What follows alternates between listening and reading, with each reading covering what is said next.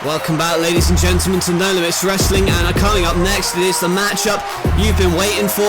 We're about to see Kenny Omega make his in-ring debut here in No Limits Wrestling, and he is going to take on his gaming rival, Xavier Woods, and Xavier Woods is surely going to be looking for an upset here tonight. He is somebody who has a lot of talent. And can he pull off the upset here tonight?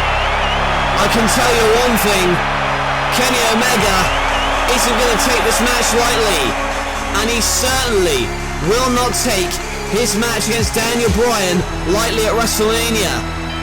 You're going to have to wait to see Omega take on Bryan, but you're not going to have to wait to see him in action right now. Omega last week had a very revealing sit down face to face with Daniel Bryan, saying he was going to clean out NLW and make it his own, his turf. Can Omega beat Daniel Bryan at WrestleMania, or is Daniel Bryan going to prove what he's been saying? Oh, but wait a minute, look at this though.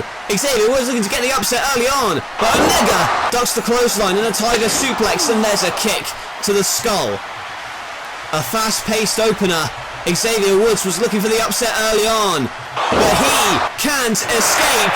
Omega with a moonsault from the second rope. He is an elite competitor, there's no doubt about it, but Xavier Woods is not going to take this lying down, but he may have to at the moment. Go for the V-trigger, but rolled through by Woods, and a boot to the face.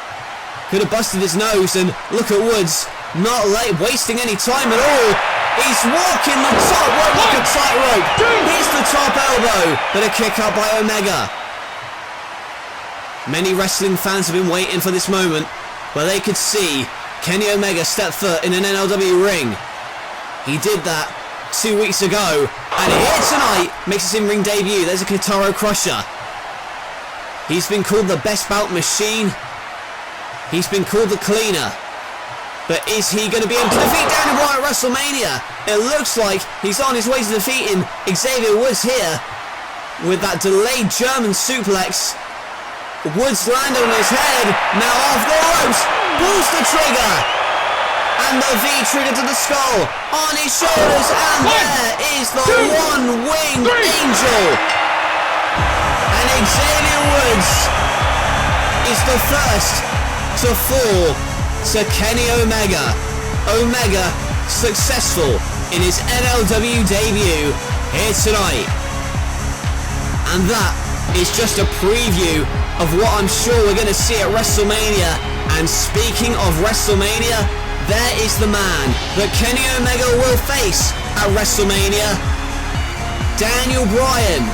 Bryan said he was going to kick Omega's head in at WrestleMania, and he watches on as Omega is victorious.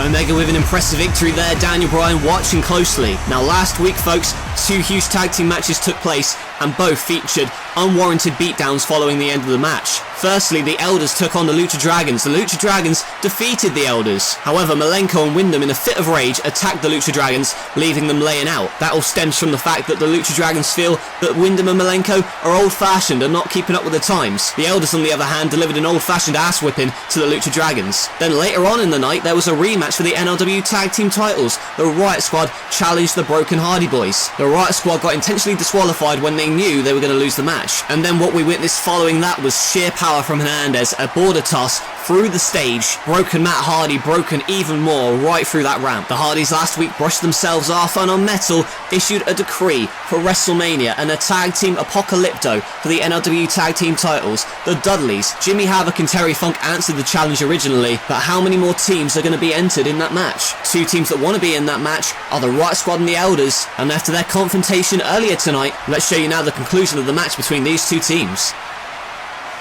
Hernandez and Barry Windham going on the outside, and there is the penalty kick in the ring from Hideo. And earlier tonight these 2 men had a bit of a confrontation during that interview. These 2 teams I should say, and there is the powerbomb, a slick transition into the cloverleaf.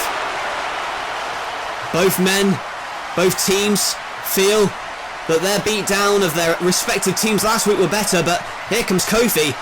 Who the hell are the legal men at the moment? This matchup is in chaos at the moment. Wyndham and Hernandez. Oh, wait a minute though! I didn't see them come in. There's Kalisto and Sin Cara on the attack, and Mysterio with a double DDT in the ring. He gets assaulted. This matchup going to end in no contest. Oh, but wait! And now here come the tag team champions themselves. The Broken Hardys. Back from an attack from last week. And look at Jeff! Brother Nero flying through the air and takes out all of the tag teams that will be challenging them at WrestleMania. Can the Hardys defeat and delete? We'll find out at Mania. Absolute chaos right there, and chaos is exactly how you would describe Bret Hart's rampage against Cesaro last week. Bret Hart since Desolation has been trying to get Cesaro motivated, at least that's what he says, but to Cesaro and everyone else around him, it seems Bret Hart was trying more to demoralise Cesaro than anything. Cesaro last week finally had enough and basically told Bret Hart, I'm going to do this on my own, I'm not taking your advice, as much as I appreciate it. Well, it seems that all Bret Hart wanted in the first place was attention, so he attacked Cesaro after refusing his advice. Bret Hart explained on the Torment Tour special in a sit-down interview that he felt disrespected by Cesaro, and that's why he attacked him. Tonight, we hear Cesaro's side of the story in this exclusive sit-down interview with the man himself. First of all, Cesaro, let me just start by asking, are you going to accept the challenge that Bret Hart issued on the Torment Tour for a match at WrestleMania? Of course I'm going to accept the challenge. It is a big deal for me personally, who grew up watching Bret Hart, took inspiration from him to wrestle him at WrestleMania, the biggest stage there is. It is truly an honor, and I mean it. Regardless of what may have happened between us recently, it is certainly one of the, if not the biggest match of my career to date. To go up against a legend like Bret Hart. He is the best there is, the best there was, but is he the best there ever will be? I get to prove that I am the best today when I take on Bret Hart at WrestleMania. Why do you think then that he singled you out at Desolation? You were going into a match against Brock Lesnar at Desolation. It was a tall task, but you got some inspirational words from Bret Hart. Unfortunately, you lost, and Bret Hart didn't take kindly to that. Well, you know, at first it was a great honor that Bret Hart would instill the trust in me to carry on his legacy, but I'm not really about that. I'm about carving my own legacy. It certainly meant the world to me that Bret Hart decided to endorse me and encourage me to be the best that I can be. And unfortunately, yes, I did lose to Brock Lesnar. And Bret Hart, he came up to me the next week and he consoled me, but it was very patronizing, if I'm honest. I'm not one to mope around, you know me. I pick myself up, I brush myself off, and I keep going and I keep bettering myself, and that's all you can do. There's no point moping around about the loss. You need to take what you've learned and move on. Bret Hart seemed to think that I had some sort of weakness when I lost to Brock Lesnar. I'd like to see him in the ring against Brock Lesnar. At first I thought he was trying to help me by giving me all of this advice and trying to seemingly put me down at every opportunity, saying I wasn't as good as he was in his day, saying that his training was better than mine somehow. Somehow I'm a disappointment, that I'm an underachiever. I completely disagree. Well, with that in mind, did you see the attack coming from Bret Hitman Hart? It was on episode 57, the last time you were in the ring, where Bret Hart came up behind you, tried to give you more advice, you were having none of it, and he attacked you, put you in the sharpshooter and said, that's how it's done. What are your thoughts on that? I was shocked, but I can't say I was surprised. He showed these tendencies throughout the past couple of weeks. He seemed to be wanting the spotlight more than he wanted to help me, if that makes sense. I'm not sure if he ever really had my interest at heart. I think he maybe wanted to get on TV again, but that's not the Bret Hart that I grew up watching, you know. I always thought he was quite a respectful individual, but when he blindsided me with that attack, and perhaps he took offense to why I was ignoring his advice, the truth of the matter is, I've been wrestling for over 15 years, and as much as I appreciate Bret Hart's help, I don't need it. So if he really wants to match against me at WrestleMania, I have no problem showing him that I can properly apply a sharpshooter, and it may be the very move that taps him out. How funny is that? You think you're gonna tap me out, Cesaro? Hey, what the hell are you doing here? This is my interview. You say you don't need my advice, Cesaro? You ungrateful bastard. You're a punk. You're an ungrateful punk, and I'm gonna expose you at WrestleMania. Hey, do you want to fight right now? Maybe I can show you some of the things I've learned throughout my career. Oh yeah? I'd like to see you try, come on. You're a punk, Cesaro, you're a punk. Guys, please, stop it. Yeah, I'll meet you in the ring at WrestleMania, Bret.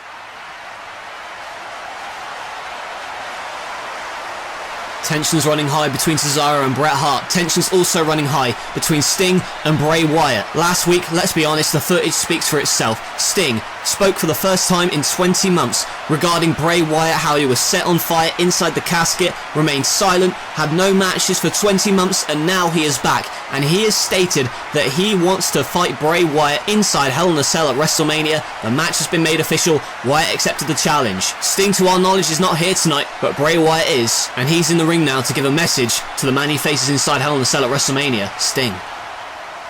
From day one, man, I have taken every single one of your heroes and crunched them into the dust. I won the King of the Ring, solidifying myself as the ruler of this kingdom. But there is one man that I seemingly cannot get rid of. I cannot beat this guy enough, and he keeps coming back, and that man is Sting.